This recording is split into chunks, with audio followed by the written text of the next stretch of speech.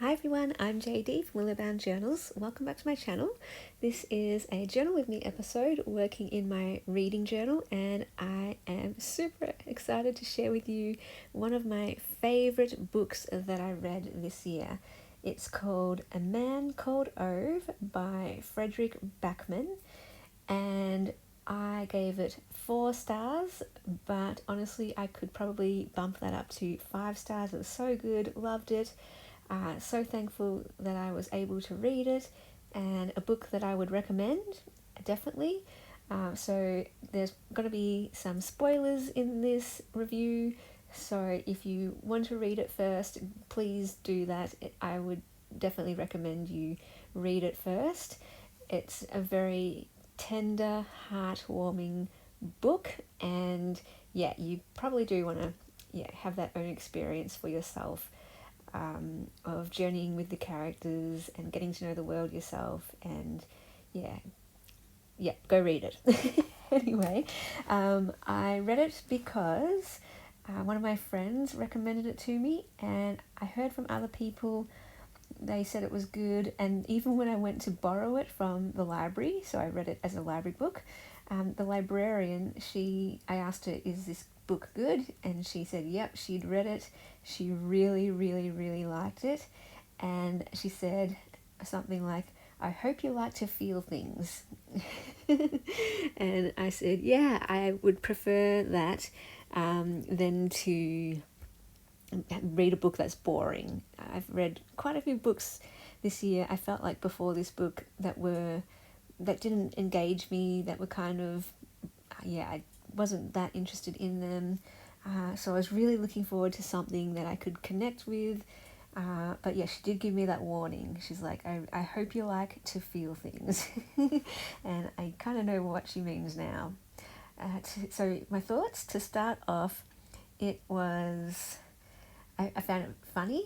The writing style is quite unique, very witty, sort of a dry humour, a sort of detached humour, an unsentimental humour, which paradoxically, it was sort of that dry, detached humour, and yet the book as a whole was so tender, so moving, so heartwarming, and that writing style I found very easy to read, very engaging. So straight off, as soon as I started reading it, I realised, this is a book that I'm going to be able to read. Because some books, when I read that first page, I'm like, oh gosh, this is going to be a slog. I don't know if I'm going to make it through this. Whereas this one, I'm like, no, I really enjoy this writing style. I can see myself really enjoying this book and getting through it. And I found it clever, I found it witty, I found the language use charming and delightful. And right from that first chapter, I thought I was going to like this book. Unexpectedly, I did struggle with it soon thereafter. I was going through this was one of my hardest years. I've mentioned that on my channel before. And I think during this time, while I was reading this book, I was going through one of my lowest points in the year, where I was just feeling very sad, and not for any particular reason necessarily. I just was quite feeling sad.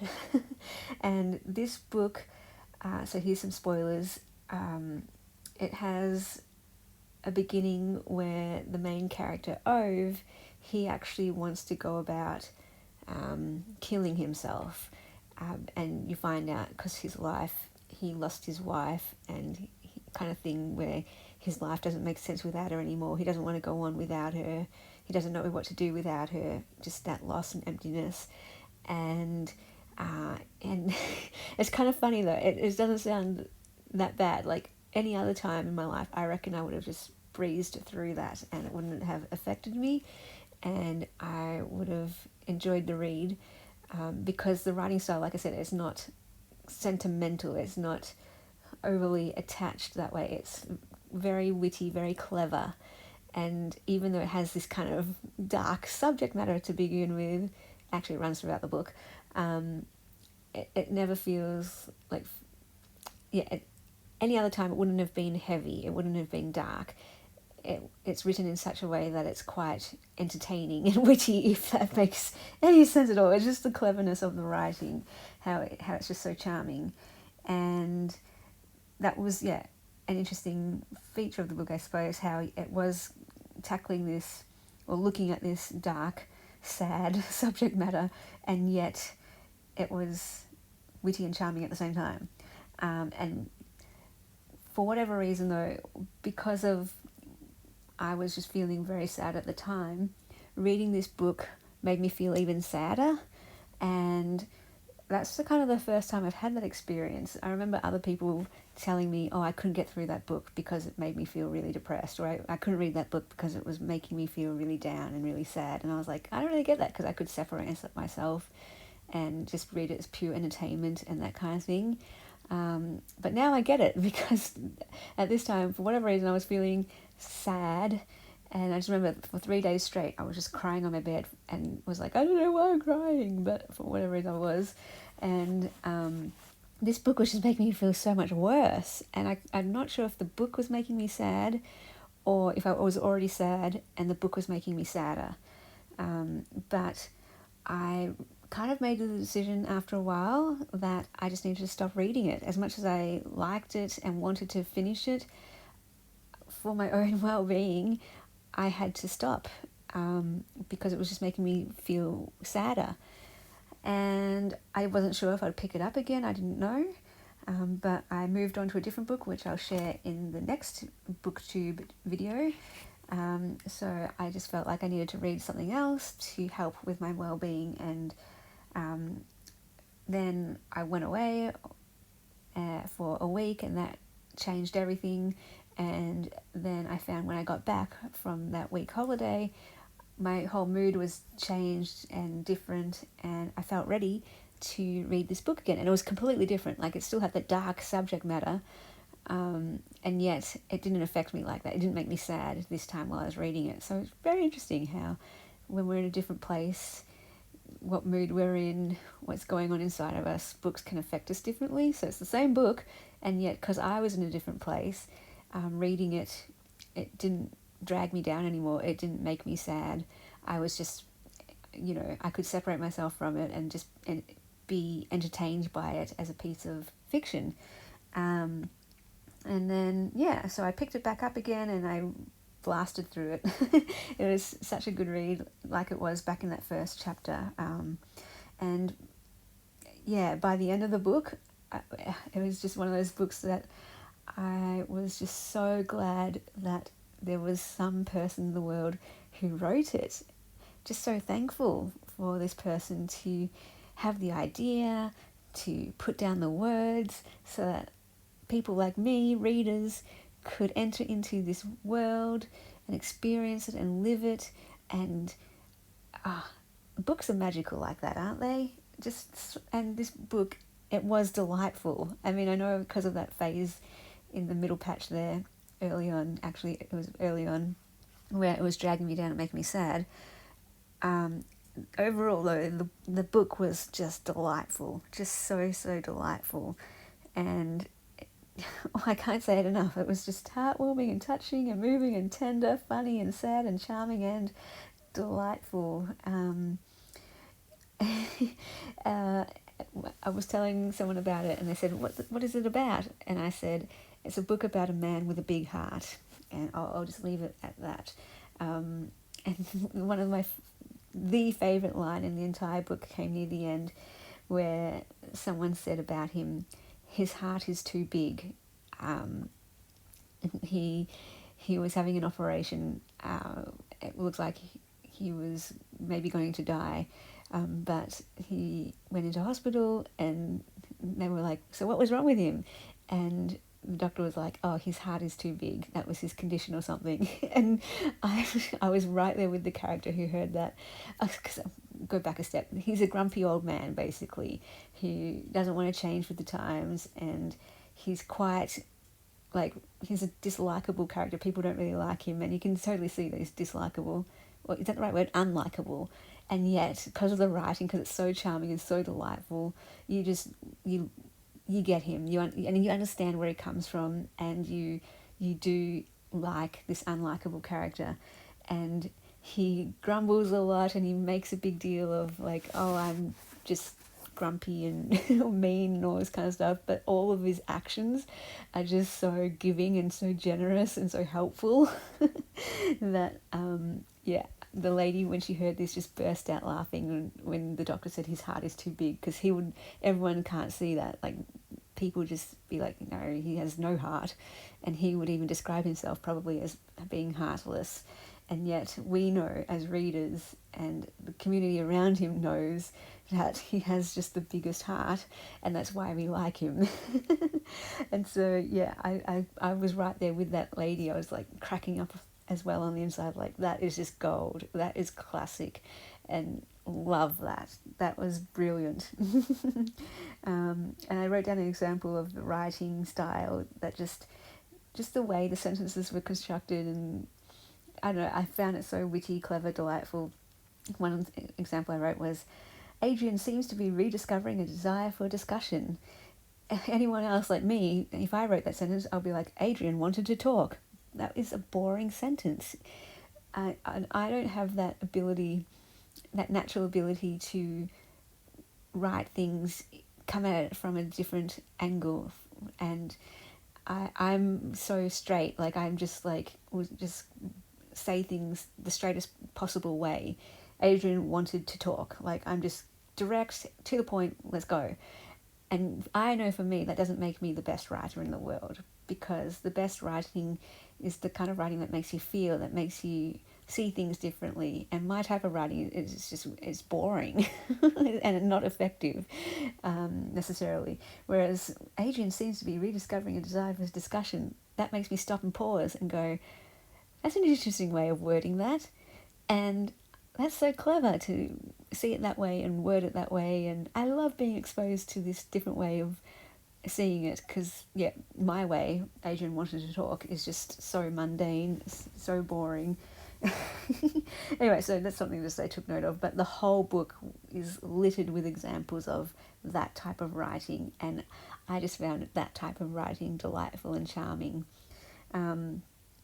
Yeah, and so this book not only just made me thankful for this author who wrote it, and this storyline and the characters and the world that I got to enter into. This is the type of book that universal, it made me thankful for all authors. It made me thankful for all books, because it opened my eyes. It just reminded me of how much books are just wonderful gifts to us, and just the power of the written word to be able to transport us, and that we can get into someone else's mind, that they could put what's in their mind on the page through words, and we can enter into that world through their words. Like, to me, that is a miracle. Like, that is something just as amazing as a rocket ship that goes to the moon. Like, my goodness, words and language and communication and writing and books.